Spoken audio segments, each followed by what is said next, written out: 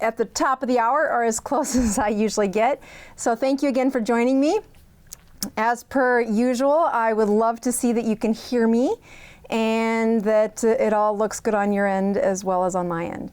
I have a really great show for you tonight and have a few updates. I just want to say a big shout out for those of you that joined me last week in Puerto Rico.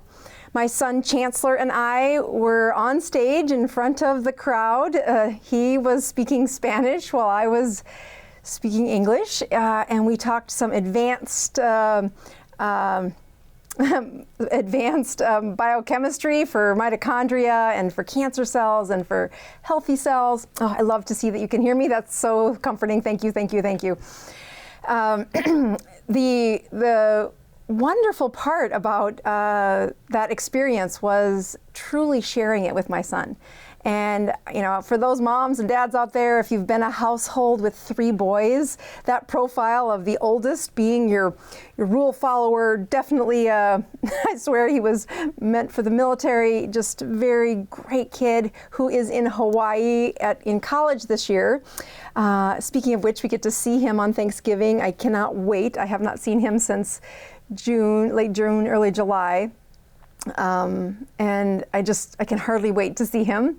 But my youngest son, Chancellor, who is definitely a different kid. He's red-headed, left-handed. He is the athlete of the family, and he's amazing, but he is not like his older brothers. So when it came to him speaking for me in Puerto Rico, he was up to the challenge, but this was not his default role within our family. So he came with me. It was something he really just stepped up to the plate and was able to navigate the stress of some, as per usual, some technical things that weren't quite as you would want them, but you just got to keep going. And at 13 years old, to stand on stage and talk through things like cancer metabolism, it was, as a mom, I couldn't have been more proud. So anyway, that is a big thank you for those that came out to see us. He and his teacher, let's see if I have this, helped to translate the book. He translated it. His teacher did check his work and was very impressed, the book into Spanish, and he got to talk through some of the first Spanish readers of the book, and just it was really fun to watch how proud he was of doing the translation, and then to be able to step up to the plate and stand in front of advanced scientists and talk about metabolism. It was a great weekend. Anyway, we are on our Thanksgiving weekend, or Thanksgiving is upon us, so happy Thanksgiving to everybody. I have some just some housekeeping things we're going to take care of again.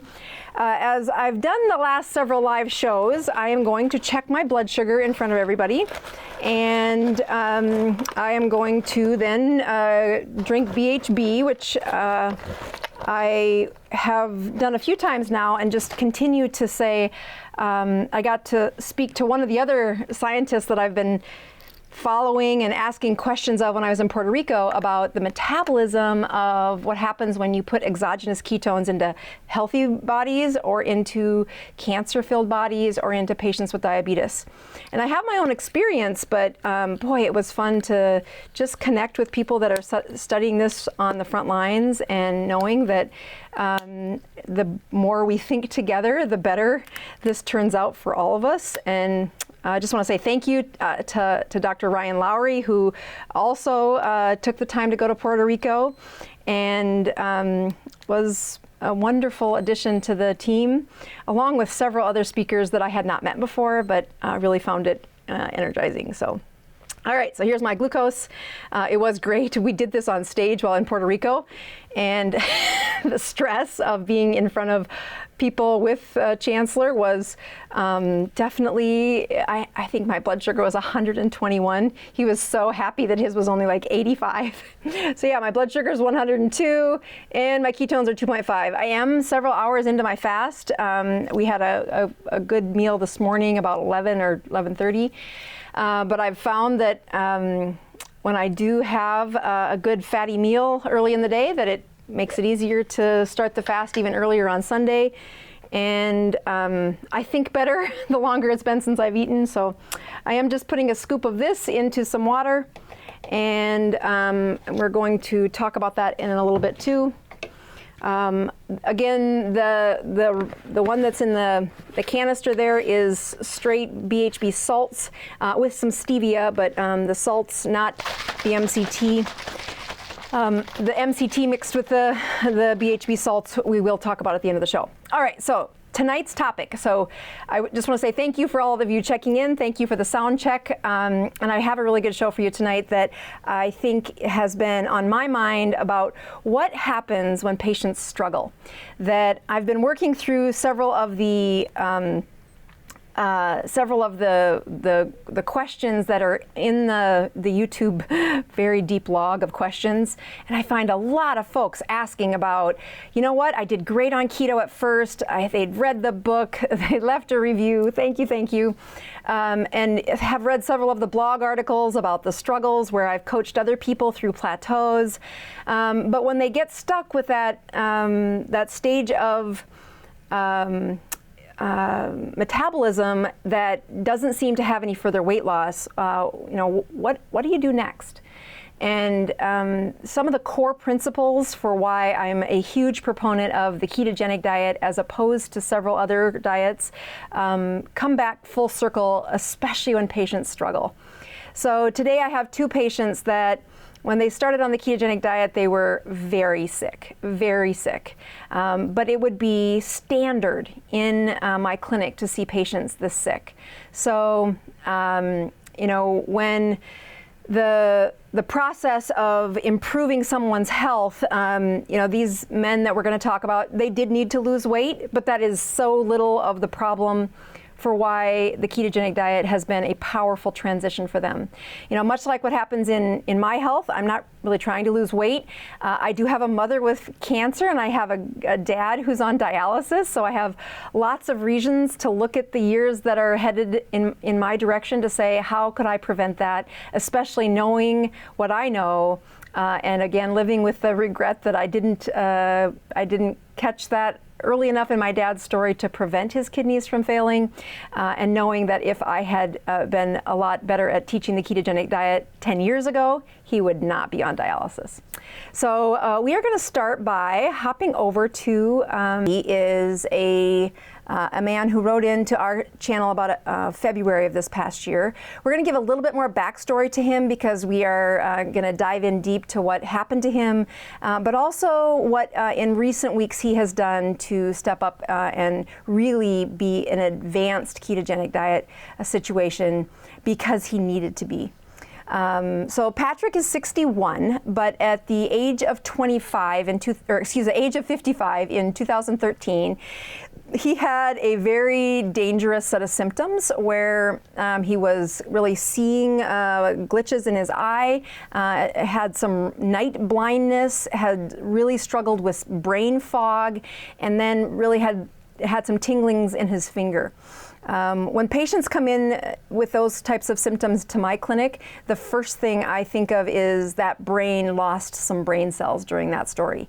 They don't like to hear that, and I don't usually discuss it at the time, but when brains have a cell death, these are the kind of strange symptoms that they have. We're really lucky in Patrick's situation that he didn't have anything worse.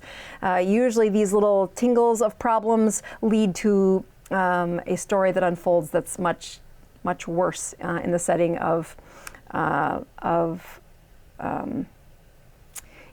vascular health, brain health, and overall problems with their bodies.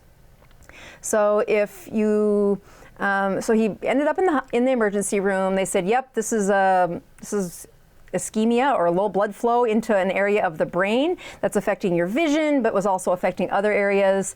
They then looked closely at the arteries feeding his brain and said, wow, 95% blocked artery. And that was just the tip of the iceberg of what's going on deep inside the cellular problems with Patrick V. And at 61, way too young for those problems, shouldn't have been happening. You have my permission to have those when you're 95 or 105, but not at 61. That's way too young. So the Next part of Patrick's story that's pretty powerful is that it's in September of 2018, he ended up with kidney stones. Between 2013 and 2018, he had several times where life wasn't doing very well. He found himself not thinking clearly. One of his co-workers, I think, was the first to say the words, "Dude, you got diabetes." And the first time they checked his sugars, it was over 400. His doctors rallied and put him on the medications to try and control his blood pressure and blood sugars. And I think it took over 6 of them, and he still was not controlled. We're going to take a closer look at Patrick's labs and some of his current numbers, but just know that deep in those 2014, 15, 16, 17, and 18, he had a soup of inflammation filled with lots of high blood sugars and a brain that was already damaged in 2003, but clearly not given the chemistry to repair by 2018. So 2018, this is a picture of Patrick. This was September, a little over about 13 months ago now. And what landed him in the hospital was a kidney stone. Leave it to severe pain that radiates to your groin, that lets the men hop into an ICU bed. Most of them will not enter it without a little coaxing from either the women in their life or a severe pain that radiates to their groin. So here he is in the ICU in his hometown, and his numbers at that point are still 6 medications didn't improve his numbers. So at that point, the kidney stones were there. It had blocked off his urine long enough. Just a second.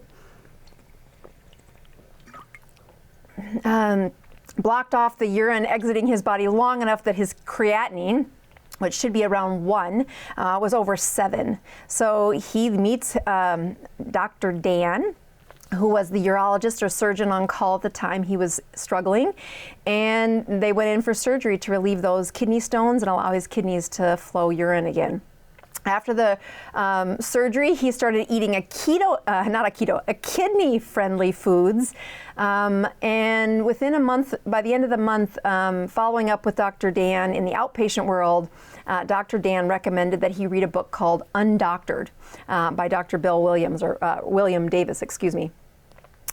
So he goes to read that book, and sure enough, that did some shifting and some changes in his world. By November of 2018, he had read even further about how to give up grains, how to give up sugar, how to give up starch, processed foods, seed oils, grain oils, and he went from eating 3 meals a day to 2 meals a day.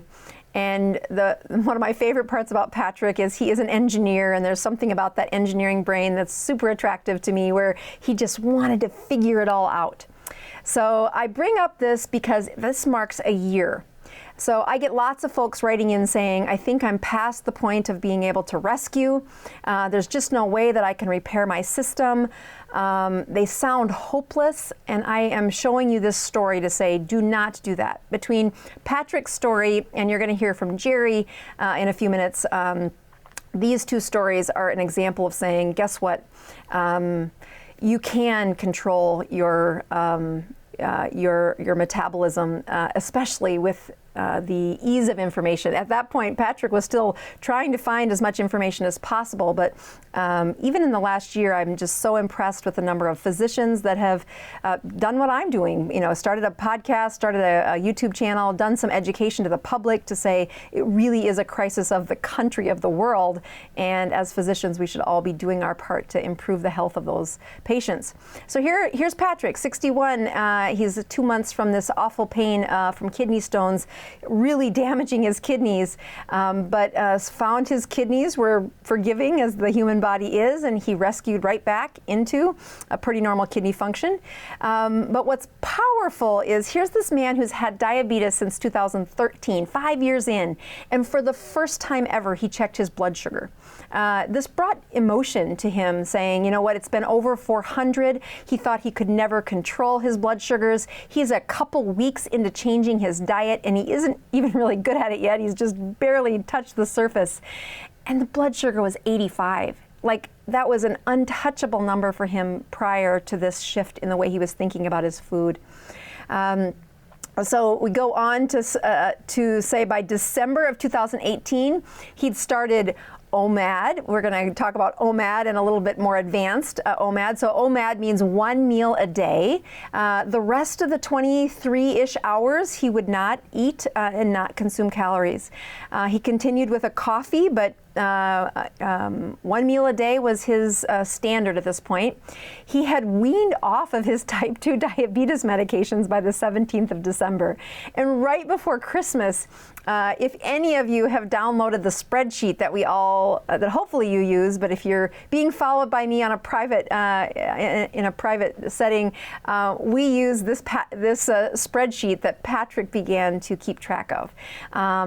It wasn't until February where he continued to search out on the internet, where can I find people that are educating or that he's finding value from? And he wrote into the channel that week in February, and I starred him on the show saying, this is what it looks like to become undoctored. By February of this year, he had stopped almost all of his medications. By April, he had weaned off of 6 medications. Look at all these medications. Everything from the Crestor to the Plavix to the Coreg, Diovan. These diabetes medications and blood pressure medications were a huge part of how Patrick was trying to live out his days. He couldn't have stopped those medications without changing his diet. And within 6 months, within 6 months of being in the ICU with a critical condition, and what I would have said is a brain that's in trouble, kidneys that are in trouble, a heart that's in trouble. I mean, what other organs are left? His lungs seem to be okay, but literally every organ that can go wrong was showing signs of danger, danger, danger. And actually, he sent me a long email that I just tried to read right before I started the show that shows even a bigger problem that had happened deeper in this story. And that's really where I said, okay, we can make a difference. I started consulting with him, and we connected the spreadsheet so I could watch his numbers. He learned what is a Dr. Boz ratio and why would you care, and could we get his insulin down. He began fasting and then finding more ways to clean up his diet. And then if you look at by August of this year, I love some of the stories that he shares with our group. First of all, just look at the differences in those photographs. Again, that's a 6-month difference. The ones that, if we would take a picture of him today, this photo in the red sweatshirt is from April. So this is November. His profile is even better. But in August, some of the non-scale victories I loved were, we talked about autophagy and how your body recycles. He was really working for that Dr. Boz ratio of 40 or less a few times a week. And he goes, one day, the mole that's been there forever, it just fell off. And I've heard this story from several patients. Again, insulin is a growth factor, and one of the things that it accidentally makes you grow are skin tags and moles. And when you lower that insulin and you keep it low, that growth factor stops, and then you cannot replicate the base of the skin cells that will keep the moles around and some of those skin tags. His skin, I don't know if you can see this, but especially when he Skypes into our Friday morning groups, you can just see the youth has resurrected in this 61-year-old man. Some of the other things that were non-scale victories is that we talk about how when you've got a really strong inflammatory problem, your body will stop growing hair on your toes and on the lower part of your legs. Men will lose chest hairs because the testosterone is low. The insulin will stop that from becoming an active form of testosterone. And he suffered all of those problems. So he was like, I have chest hair again and I have ankle hair again. And that sounds goofy, but as a physician, it's one of the few things when I have to assess somebody in seconds in an ICU or in an emergency room, those are places that I can quickly look to say, okay, we have a very advanced chronic illness that's going on. Whether or not the patient knows it, as the physician, that's my job to figure it out. But one of the things that led us to bringing Patrick's story to you tonight is that he, in August of this year, so just a couple months ago, continued to talk about this unresolved itching. And again, this is a tiny, tiny problem when you look at the list of, here's all the ways I can predict Patrick's death a year ago, with inflammation, chronic elevated blood sugars, a brain that's having symptoms that there are some brain cells that just aren't working right. You know, all of those lead me to an immune system that's not working, a metabolism that's not working, a heart that's not working, 95% blockage in one of the major arteries to his brain. That's just one of thousands of arteries in the brain that also would have blockage. So to say there's this itching, this chronic itching that I have that I would like a little help with, it made it to the lowest part of our list. But by August, so many other things were doing well, we finally decided we were going to address this. So he went for some testing, food testing, and found that, yep, his body is still having several allergies. So when I look at an allergic reaction in a patient, I think of their immune system as attacking things it shouldn't attack. Like the setting of having a molecule that doesn't belong in your body, you should have the body phagocytize, which is a word that says just envelop that abnormal molecule and remove it from the body. It should not have an allergic reaction to that. And the allergic reaction is still one of the consequences of the years of inflammation that Patrick suffered with. So when we went through this and there were several positives, he said, what can I do? I'm going to hop over and show you some pictures, or show you his spreadsheet, which is like a superstar spreadsheet, about what we're going to do with somebody who has chronic allergies and who is eating pretty well. I mean, he was fasting once or twice, several times a month. So at least once a week, he was only eating one meal a day. His Dr. Boz ratios were not bad, but to push his body to get to the level where I wanted to repair an immune system, we were going to have to step into something that I call the most advanced form of the ketogenic diet, called a Paleolithic ketogenic diet. Okay, good. So, this is Patrick's spreadsheet. So I am going to just make sure you can see this. All right, so again, for those of you that have used the spreadsheet, this will look very familiar. If you haven't, there is a spreadsheet linked below that you can download this for free. This is really the brainchild of Patrick, and I tend to, let's see if I can get this to interact a little better.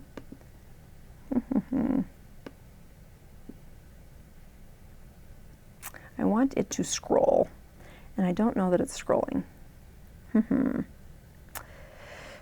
Come on.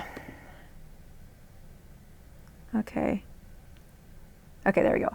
So go back this way. Okay, so it's scrolling. I just have to use my arrows. I can't use my mouse, so there we go. All right, so what I'm going to start with is, okay, in Patrick's data, you can see that these numbers, here's some numbers from just January 2019. What I'd like you to notice is that he's got really good Dr. Boz ratios. He's really done a good job at, a 25 Dr. Boz ratio.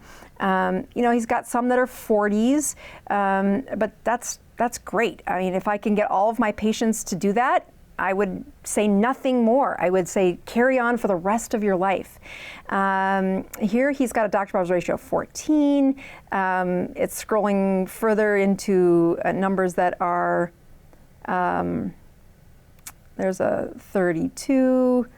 And I think if you look, if I go down here, there's February of this year. I'm going to just keep scrolling while I talk. So that gets you into April, August. Okay, there's the recent ones. That's what I wanted to show you. So when he went to the Paleolithic ketogenic diet, Here's some September numbers. Again, not bad, but you can see that just like anybody, once you've been doing the diet a while, your system will reset, and that's good. He needed to reset. He needed to be at a healthier level. But as you look at some of those ratios, before he started the ketogenic diet, they had gone from that 20s to 40s, and his production of ketones were less, even though his glucose was better than it had ever been on all 6 medications for blood pressure and diabetes a year ago. But those ratios weren't great. So there's a 35, again, highlighting the ones that are below 40. And now at the end of September, I think it was August or September, that he started on the, started paleo, or PKD. And what he says is, all right, this took some getting used to, because he really did have to figure out, how do I slowly give up the next few things?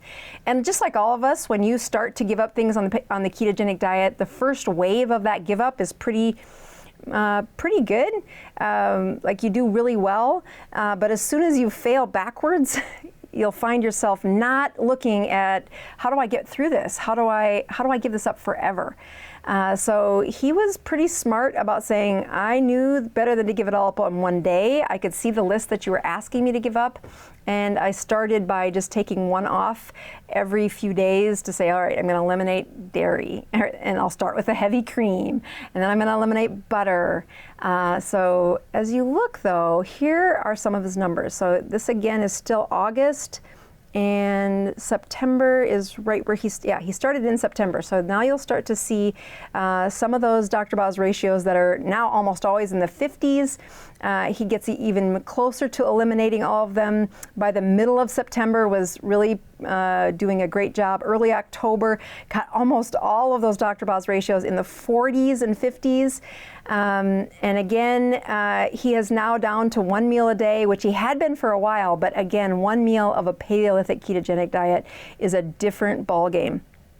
So what's helpful is by the time you get to November, so again, the last 20 days, now you've got, so here we are, the late October, and November starts to see, I mean, almost every other one is blue, and he's got some in the 20s.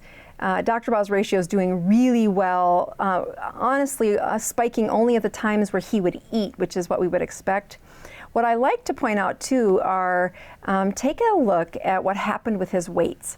So here we are, here's how I've set up the spreadsheet to try and make it simple for you. So October, that top line there, you can't quite see it on my thing here. Let's see if I can move this over a little bit. Well, you're just gonna have to trust me that that says October. Let's see if I can do that. Hang tight. Patrick V. And if I unlock this and I just move it, oh, there we go, perfect. Okay, let's try that. We'll lock it again. Okay, so now you can see October of 18 was when he really, that's when that first picture was taken, when he was in the ICU. So he had a weight of 162, a body mass of 26.4, so not severely overweight, but a metabolic health that was 61. Now you look a year later, so 11/24/2019, and his weight is down to 134 pounds. His body mass index is 21.9. Again, an incredible improvement in how lean his system has gotten. And one of the parts about the cancer talk that I did a much better job in person than I did on the practice run that I shared on YouTube last week is talking about what happens when you have high levels of ketones circulating. Ketones aren't just there as a fuel. They are a signaling agent. And that sounds doctory, but I really want your attention for this. As Patrick enhanced his diet over the last year to keep his ketones higher, especially pushing him into this high ketone state with a Paleolithic ketogenic diet, he sent messages to his muscles to protect them from being broken down. So the weight he's losing is very specific, emptying the fat cells in his body and pushing down that his insulin insulin is much lower than it's ever probably been in 15, 20 years. As you look at that, his body mass index is 21.9, but look at that body fat percentage, 16% body fat. That's amazing, especially to do that in a man who is, 61 years old. I love, there's a calculation that says when you have so much weight per body mass, it will do a metabolic age for you and calculate that. And I'm super proud of him that his number has gotten down to almost 10 years younger than his actual age. And he did that in a year, you guys. That is what's amazing about this.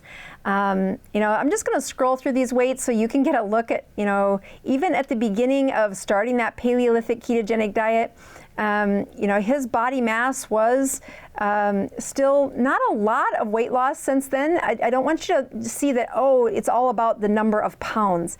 There is more happening in his system than just the weight loss.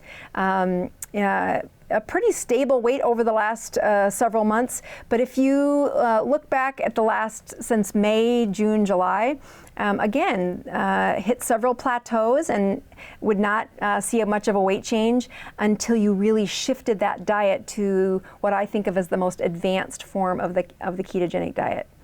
The other thing that I'm going to try and just take a quick minute to show you is his labs. So here we have, just go back to that 2015 and look that his A1C was 8.5. I think there was one more, nope, that wasn't there. I thought there was one more on there. By February of 2016, he has an A1C of 10.1. That's an average sugar well over 200. He did get his A1C down to 6.4 with those 6 medications, and was able to keep it in that 6 range until last year when he said, okay, I'm stopping all these medications, I changed my diet, and then look how great his A1C has done. And that's a powerful testimony to say this man didn't just resurrect his the last season from 61 till the end of his days on earth. We hope that his health continues to restore and that God blesses him with a message to help other people, which anybody out there using this spreadsheet, I just would appreciate you to say a prayer of thanks for all the time and effort that Patrick put into doing this and then gave us permission to share it with all of you. Some things I take notice of is ferritin is actually a really important part of repairing a brain. When his ferritin was 41 for the first several months of the ketogenic diet, again, ferritin is a protein that carries around the iron in your body and drops it off. Well, we know that if you want to repair a brain, you need a ferritin of 50 or more. There are folks with really high ferritins. Ferritin can also be accidentally high when they're chronically inflamed. By the time we checked it, which was again April of this past year, there was not inflammation, but it was a pretty low protein. I want it above 50. And I want you to notice that 6 weeks on the Paleolithic ketogenic diet and his ferritin is up above that 50 point, which is exactly where I want it. The other beautiful part to notice is that if you look back at his highly sensitive C-reactive protein, 3.2 in April. I would have loved to have looked long-term in here to see what that C-reactive protein was doing there, but it's not a standard test. You kind of got to wiggle the doctors to get them to order it sometimes. But as I've been following his labs, in April 3.2, so that was where I said we still need to stick with following these numbers, really getting a Dr. Boz ratio of less than 40 at least once a week. And as he did that by August, his number was 1.5. Again, that's a perfect score. And still on this high ketogenic diet, with a Paleolithic ketogenic diet, his C-reactive protein was 1.49. So now there are some things, I'm looking at the time and knowing that I don't really have time to go through his cholesterol. We're going to probably use that for a teachable moment. I might wait for him to get one more check of cholesterol before I do that. I am going to just wrap up a few things here to say, when I look at what I've asked Patrick to do, which was to really eliminate his diet. I do not want newbies who are just on the ketogenic diet to think that's where everybody needed to go. Patrick, and if you go back and look at Jerry's story, Jerry is another amazing man who said, I'm going to do this, and has had such success that I don't want to cheapen his testimony by cutting it into a short 10 minutes. I'll use it on another week. But both of them, again, they would have been in the grave, or at least had such poor quality of life based on every marker that I know to predict whose body was going to last and whose body wasn't going to last. And when I look at that process of the number of patients who've had no way out, they've had Crohn's disease and no way out, they've had a brain injury, and to think that Patrick doesn't have a brain injury, he did have a brain injury, knowing that I need his ferritin to be high, I need his insulin to be low, I need his body mass index to be stable, his blood pressure to be low, his kidneys to be functioning. All of these things that as an internist I'm going to sort through and say this is what it would take. And I don't have enough medications that would improve that. 6 of some of the best medications on Patrick, they were not cutting it. He was not getting healthier. You look at him 1 year from saying, I'm going to try this differently. There's got to be a different way. And to know that not only is his mind sharp and sharing with other people, if you use that spreadsheet, that's Patrick, but also in his job and the testimony he gives to other people to say, yes, you can do this. He started with just taking out carbs, or at least the ones that were processed. And each season of life, he's said, can I take it to another level? Can I take it to another level? And when I look at folks that crash and burn on the ketogenic diet, they step into a world that does take a lot of advanced changes, and they go too hard, too fast. In fact, if I was coaching Patrick a year ago today, if I would bring him into today with where he was, the first thing I would tell him to do is, I'm going to shift your chemistry while you get your mind around how to clean up your environment at home, how to take away temptations, and his first step that he did was to have 2 meals a day instead of 3 meals a day. So those 2 meals a day, it kind of lowered his overall calories, but really lowered the habit of eating. And then it was a month later that he said, I think I can get away with 1 meal a day. And if you start out that conversation with most of my diabetics, or my cancer patients, it's incredibly jarring. And as much as you can have this stronghold on your life saying, I need to do this or I'm going to die. And I really believe that in Patrick's case as well as Jerry's, that they were headed for a very, I've seen the death many times in my practice, a very painful death that is this slow dwindling of the human body. And it ends with what happened to my mom after 10 years of cancer. And that is, I called her the zombie version of herself. And I mean that with all the love in my heart, that this woman who is a servant in her community, who is so giving, had become just broken inside her brain. And to give that resurrection to improve the human body in Jerry's case, in Patrick's case, and in my mom's case, but hundreds of other patients. It starts with shifting their chemistry and then slowly introducing the changes that need to happen. So as I look at some of the advanced changes that I've asked Jerry to do, which is this Paleolithic ketogenic diet and perfecting the ability to make bone marrow, he could not have done that a year ago. He stepped into these very important changes. And again, that's what's outlined in this beginner's book, Any Way You Can. Looking at, ideas for the holidays, I will encourage you to go to your bookstore and ask for any book that's by Annette Bosworth. All 3 versions, the Spanish, the Chinese, and the English version, are in Barnes & Noble. I just looked today, and I think 38 people in the last 3 weeks have gone to a Barnes & Noble and ordered it. Thank you for doing that. But for those of you that don't use Amazon, which I think is, I do like to go to my bookstore too, and it took me about 6 months to figure out how to get it into your bookstore, so I'm happy that it's there for the holidays. And what a great gift to give people if I look at the number of people that Jerry's life will have changed, that my mom's life has changed, and now looking at Patrick's story, where I don't know if he understands how dangerous of a situation he was in. His kidneys had already come so close to the edge to failing. His brain had already had a hit where what that little thing that happened in his eye, that's a stroke. And it's that first stroke that was only tiny, and they cleaned out the carotid artery, but it's the next stroke that keeps them in a nursing home that they then they're there until they die. So to know that Patrick has the gift, that he is further and further away from that terrible destiny, I hope that we can use their stories to not just share videos like this, but to help people who are in the depths of needing hope that they can change their life. And look, they're free of medications.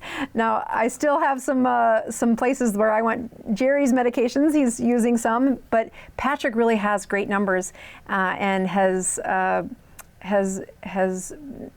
harvested the new cellular health inside his mitochondria, if you would. So congratulations to you, Patrick. And thank you again for sharing. And he reached out to me and I said, I would love to share your story on the show. And a few times he's been mentioned in the show, but more importantly, the use of his spreadsheet has been spread to, it was almost 10,000 people that downloaded that spreadsheet to help them.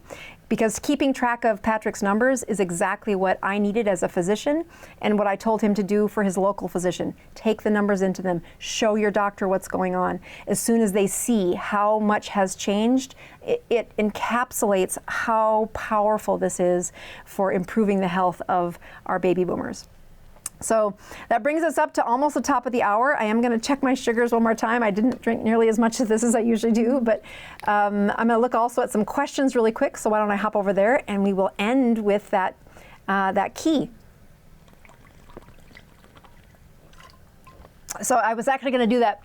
I had several people ask me, what's the difference between the salt and the salt plus the fat? Okay, so let's just make sure you understand what these two products are. They aren't the only products out there, but if you do buy the Dr. Boz products, it helps to support this channel. It helps support the time I can take to write the next book. So I appreciate all that support. This is salts plus the fat, the very special fat C8, C10. This is simply the salts. So when I'm looking at newbies, people that are new to the ketogenic diet, I tell them, just stick with the salts. When I ask my teenagers, they're looking for ways to get through their debate rounds. I have some funny stories that they've used where if you've been to a teenage debate, it's fascinating. You should have lots of hope in the next generation if you go to a debate tournament. So my sons have all done debate, but two of them are in the debate world right now. And you get there in the morning and they're all doing really well, but they eat carbohydrates all day long. And so my kids have said, all right, especially on debate days, we are gonna fast and only have ketones.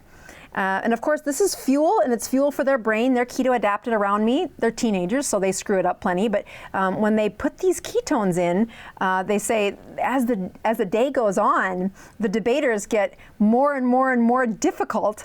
Only the advanced folks go on. And so they say this is their secret weapon for the debate team, is that they power their brain off of ketones as the day goes on instead of the carbohydrates. And I couldn't find more pride when my middle son, who's really good at arguing, says to me, I can feel within an hour of eating carbohydrates because my brain slows down and I'm not nearly as sharp. So especially on debate days, he uses the ketones to keep him sharp. And of course, by the end of a debate day, the other teenagers are all fueled off of carbohydrates. They don't fast. Or most of them don't. And what an awesome little trick to say, power your brain with ketones as you walk into a debate tournament. We can officially say that their debate team is sponsored by the Dr. Boz Products. And the education of those those teenagers that understand that ketones are used, especially by young, flexible metabolisms that those teenagers have. So I do think it's interesting when you put ketones in that you have this signaling agent. And I talked about that earlier. But when you look at a teenage brain, you put the ketones in, and even though you can't make ketones until your glucose has lowered enough to do that, you can burn them. And that has been a tremendous shift in my understanding about the metabolism of our bodies, that when you supplement ketones, when I supplement ketones for my type 1 diabetics, for my brand new insulin resistant patients, for my overweight patients, for my patients who have 6 blood pressure and diabetes medicines, I am increasing their body's preparation for using ketones before they ever switch a thing in their diet. I will tell them, just drink the ketones for 2 weeks before we switch anything. And their body gets really efficient at taking those ketones, putting them inside the cells, taking those ketones, putting them inside their brain.